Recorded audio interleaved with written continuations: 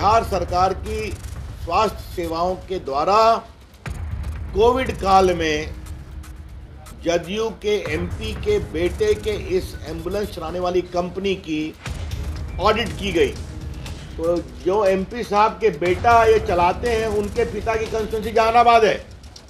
वहां के भी एम्बुलेंस में एक्सपायर्ड मेडिसिन था और ऑक्सीजन सिलेंडर नहीं था। नमस्कार, मेरा नाम उत्कर्ष है। आप लाइव सिटीज देखना शुरू कर चुके हैं। पूर्व केंद्रीय मंत्री रविशंकर प्रसाद ने बिहार के मुख्यमंत्री नीतीश कुमार और उनके ही सांसद पर सवाल खड़ा कर दिया। साफ कहा है कि पीडीपीएल जो कंपनी है, जहानाबाद के सांसद और नीतीश कुमार के करीबी नेता, उनके बेटे को दी गई है एम्बुलेंस की सेवा। आगे 5 साल के लिए जो टेंडर है वो दिया गया। इससे पहले भी उन्हें टेंडर दिया गया था। ये क्यों? जब ऑडिट किया गया कोरोना काल में और तमाम जानकारियां सामने निकली, जहां पर कई एम्बुलेंस जो थे जिसमें जो मेडिसिन थी वो एक्सपायर्ड निकले थे, साथ ही साथ ऑक्सीजन सिलेंडर नहीं था। ये तमाम चीज़ें ऑडिट होने के बाद भी नीतीश कुमार ने क्यों अपने ही सांसद के बेटे को ये टेंडर दिया? तमाम मुद्दे को लेकर क्या कुछ कह रहे हैं पूर्व केंद्रीय मंत्री रविशंकर प्रसाद? पूरा बयान सुने आप। बताया जाए, एक कंपनी है पशुपति डिस्ट्रीब्यूटर का करके private limited, Pashupati Nath distributor private limited. ये जदयू के एमपी हैं, माननीय जहानाबाद के एमपी, उनके बेटे की कंपनी है। इसको पहले ये 5 साल के लिए मिला था। इस बार दोबारा 5 साल के लिए दे दिया गया, सभी नियम प्रक्रियाओं की अवहेलना कर करके, और 3 साल तीसरी बार करने का भी उसमें ऑप्शन पहली बार लगा दिया गया। जिनको नहीं मिला वो कोर्ट में गए, मामला कोर्ट में पेंडिंग है। फिर बिहार सरकार ने एडवोकेट जनरल की राय की अनुशंसा के आलोक में इनको दे दिया। कहा गया लोएस्ट बिडर हैं। जहाँ तक हमारी जानकारी मिली है कि पूरे आवश्यकताओं को शिथिल किया गया। आपके पास इतना कॉल सेंटर होना चाहिए, इतना एम्बुलेंस चलाने का अनुभव होना चाहिए। दिल्ली के अखबार इंडियन एक्सप्रेस ने इस पर बहुत बड़ी तहकीकात की है, और आज दूसरी जो खबर आई है वो और चौंकाने वाली है और बहुत चिंताजनक है। बिहार सरकार की स्वास्थ्य सेवाओं के द्वारा कोविड काल में जदयू के एमपी के बेटे के इस एम्बुलेंस चलाने वाली कंपनी की ऑडिट की गई, और ऑडिट में पाया गया कि एक्सपायर्ड मेडिसिन थी एम्बुलेंस में। समझ गए आप?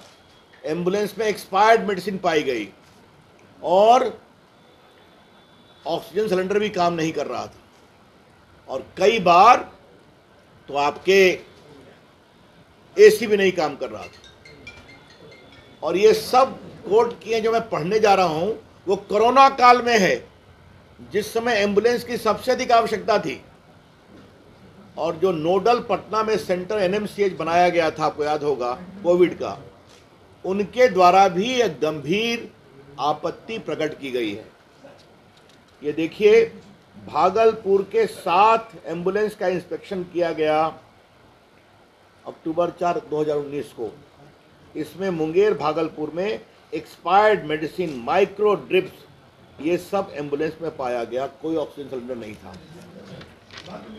मैं खाली वो ऑडिट रिपोर्ट से पढ़ रहा हूँ जो इसमें कोटेड है। 13 फरवरी 2020 को 7 एम्बुलेंस को वैशाली मुजफ्फरपुर में इंस्पेक्ट किया गया। इसमें एयर कंडीशन नहीं था, एक्सपायर्ड मेडिसिन प्राप्त किया गया। फरवरी 24, 2020 को नालंदा, नवादा में भी एक्सपायर्ड मेडिसिन पाया गया, और जो बाकी ड्रग्स वगैरह हैं वो भी नहीं रखे गए थे। फरवरी 24, 2020 को 9 एम्बुलेंस को इंस्पेक्ट किया गया। कहाँ कहाँ? सुपौल, समस्तीपुर, दरभंगा में एयर कंडीशन काम नहीं कर रहा था और मिनिमम ड्रग्स जीवन के लिए नहीं था। और जुलाई 6, 2020 को 14 एम्बुलेंस इंस्पेक्ट किया गया मुजफ्फरपुर, समस्तीपुर, सुपौल में, और यहाँ पर ऑडिट ने पाया कि एक्सपायर्ड मेडिसिन एम्बुलेंस में रखा हुआ है। और इसी प्रकार से आपके दरभंगा, अरवल, भोजपुर, बक्सर का 5 एम्बुलेंस है, और 11 जहानाबाद का 11 एम्बुलेंस है। वहाँ भी यही हाल है कि non functional blood pressure, empty cylinder, expired medicine. तो जो एमपी साहब के बेटा ये चलाते हैं, उनके पिता की कंस्टिट्यूंसी जहानाबाद है। वहाँ के भी एम्बुलेंस में एक्सपायर्ड मेडिसिन था, और ऑक्सीजन सिलेंडर नहीं था।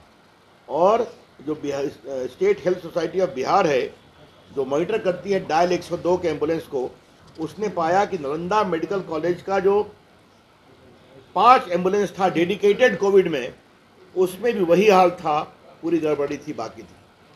तो आपने साफ सुना कि इस तरीके से रविशंकर प्रसाद ने तंज कसते हुए नीतीश कुमार पर कहा है कि आपने ही एम्बुलेंस घोटाला कराया, अपने ही सांसद चंदेश्वर चंद्रवंशी के बेटे को किस तरीके से आपने 5 साल का टेंडर और एम्बुलेंस का दे दिया है 112 का, और साथ ही साथ तीसरे टर्म की भी बातें सामने आ रही हैं। जब सरकार के द्वारा ऑडिट होने के बाद तमाम जानकारियां सामने आई कि तमाम चीज़ों में गड़बड़ी थी, उसके बाद भी क्यों सरकार ने जानबूझकर टेंडर अपने ही सांसद के बेटे को दिया। फिलहाल खबर में सिर्फ इतना ही। आप हमारे साथ बने रहें, हमारे चैनल को सब्सक्राइब नहीं किया तो कर ले। बहुत बहुत धन्यवाद।